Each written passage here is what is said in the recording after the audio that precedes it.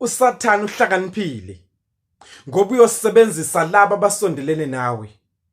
Njalo mayisebenzisa abakufutshane nenhliziyo yakho noba basondele nenhliziyweni yakho, uyophelelwa ngamandla. Bekuyisicelo kungumthandazo wami ukuthi mawungathi uthandaza awuthandaza uthi Thixo uzungavumeli uSathane asebenzise abantu abaduzane nami. Thixo uzungavumeli uSathane asebenzise abantu abasondelene nami. Ngoba mhla wasebenzisa labo bantu Nkosi ngiyophelelwa ngamandla. Iningi labantu bawile bewiswa ngabantu abasondelene nabo.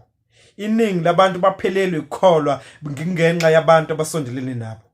Ngoba njalo mawusitha siyosebenzisa umuntu osondelene nawe, wena uyophelelwa ngamandla.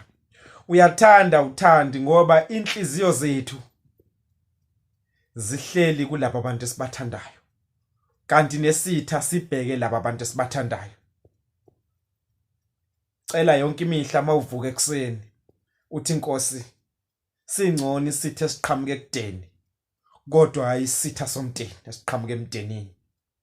Ngoba esiqhamuke emdenini siyongilimaza inhliziyo. Kokuqala nyabe ngingathemba ukuthi bekufanele ukuthi lo muntu ayenze lento.